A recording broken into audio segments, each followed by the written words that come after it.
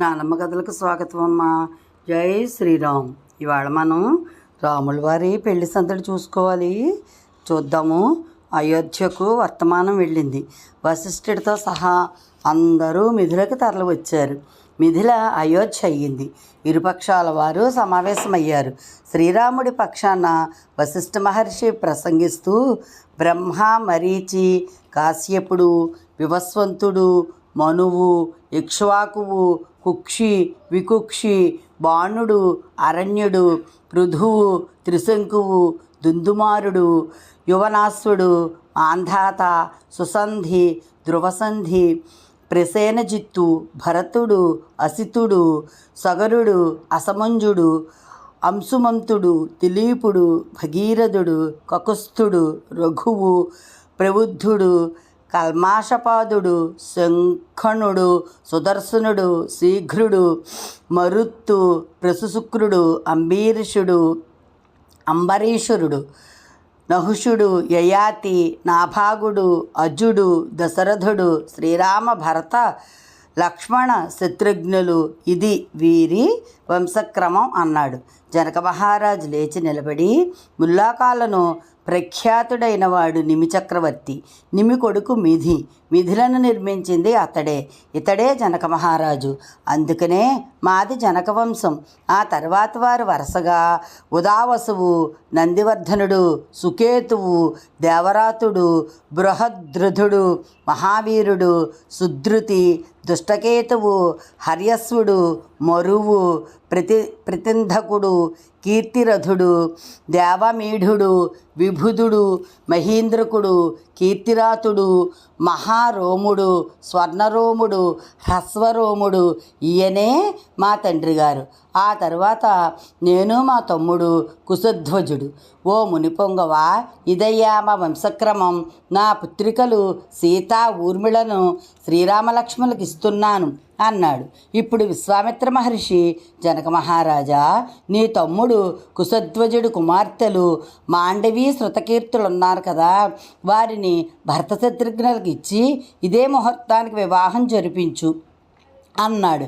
సరేనన్నాడు జనక మహారాజు. సీతారాముల కళ్యాణం. జనక మహారాజు, ఇయం సీత మమ సుత సహధర్మచరీ తవ ప్రతీచ్ఛే చైనాం భద్రం తే పాణిం గృహ్ణిష్వ పాణినా. ఇదిగో ఈ సీతాదేవి నా పుత్రిక. నీకు సహధర్మచారిణి అయి ధర్మ, అర్థ, కామ, మోక్షాలు అనే 4 పురుషార్థాల ఆచరణలోనూ కష్ట సుఖాలలోనూ నీకు తోడుగా నీడగా ఉంటుంది. ఈమెను స్వీకరించు, నీకు శుభముగాక. అలాగే సర్వ సౌభాగ్యవతి పతివ్రత అయిన ఈమె నిరంతరము నీకు నీడలా వెన్నంటి ఉంటుంది అంటూ జనక మహారాజు మంత్రపూతంగా ఆమెను శ్రీరాముడి చేతిలో పెట్టాడు.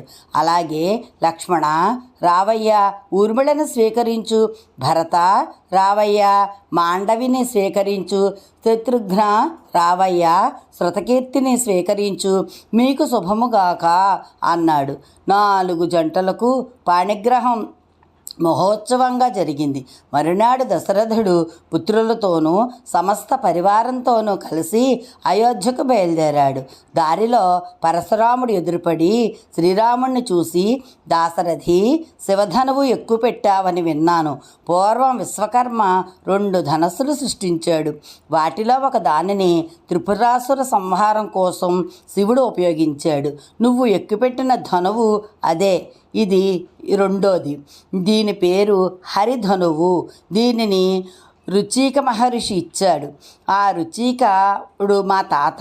అతని నుండి నా తండ్రి జమదగ్నికి, నా తండ్రి నుండి నాకు సంక్రమించింది. ఏది విల్లు ఎక్కిపెట్టి నీ శక్తి చూపించు. నువ్వు పరాక్రమవంతుడు అయితే నీతో ద్వంద్వయుద్ధం చేస్తాను అన్నాడు. నువ్వు పరాక్రమవంతుడివి అయితేనే నీతో నేను ద్వంద్వయుద్ధం చేస్తాను అన్నాడు. శ్రీరాముడికి కోపం వచ్చింది. విల్లు తీసుకుని చిటికెలో ఎక్కుపెట్టాడు. బాణం సంధించి, భార్గవ చెప్పు, ఏమి చేయమంటావు? ఈ బాణాన్ని నీ పాదగమనాన్ని ఖండించమంటావా, లేక నువ్వు తపస్సు చేసి సంపాదించిన లోకాలనా అన్నాడు. అప్పటికి శ్రీరాముడు ఎవరో తెలిసింది పరశురామునికి. వెంటనే ఆయన, శ్రీరామ, నువ్వే శ్రీ మహావిష్ణుడివి. స్వస్తి. పూర్వం నేను నా తండ్రిని చంపిన కార్తవీర్యార్జున్ని ఇంకా సమస్త దుష్ట క్షత్రియులని సంహరించి సమస్త భూమండలాన్ని జయించాను. దానిని కశ్యప మహర్షికి సమర్పించాను. అప్పుడు ఆ ముని నువ్వు నా దేశంలో ఉండవద్దు అని నన్ను ఆజ్ఞాపించాడు. అందువల్ల నేను ఒక్క రాత్రి కూడా కశ్యపుడికి దానం చేసిన ఈ నేలపై ఉండకూడదు. అది నా ప్రతిజ్ఞ. కాబట్టి నా పాదగతిని ఖండించకు. నేను తపస్సు చేసి సంపాదించిన లోకాలను సంహరించు. నేను మళ్ళీ వాటిని తపస్సుతో సాధించుకోగలను అని రాముడికి ప్రదక్షిణం చేసి మనోవేగంతో మహేంద్రగిరికి వెళ్ళిపోయాడు పరశురాముడు. అందరూ అయోధ్య చేరుకున్నారు. కాలం గడుస్తోంది. కొన్నాళ్ల తర్వాత భరతుడు దశరథుడి అనుమతితో శత్రుఘ్ని వెంట పెట్టుకుని మేనమామ యుధాజిత్ ఇంటికి రాజధాని అయిన రాజగృహ నగరానికి వెళ్ళారు.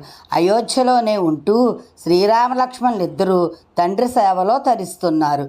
తండ్రి ఒప్పుకుని కుదిర్చిన సంబంధం, దానికి తోడు సీతాదేవి గుణగణాలు, ఆ పైన ఆమె రూపలావణ్యాలు శ్రీరాముడికి సీతాదేవిపై ప్రేమ అధికమయ్యేలా చేశాయి. ఇద్దరికీ మాటలతో పని లేకుండా ఒకరి మనసులోని భావాలు ఇంకొకరికి తెలిసిపోతున్నాయి. అలా వాళ్ళ దాంపత్యం అన్యోన్యంగా జీవిస్తున్నారు. లక్ష్మీ సమేతుడైన శ్రీ మహావిష్ణువులాగా శ్రీరామచంద్రుడు ప్రకాశిస్తున్నాడు. ఈ రోజుతో మన బాలల రామాయణంలో బాలకాండ పూర్తయిందర్రా.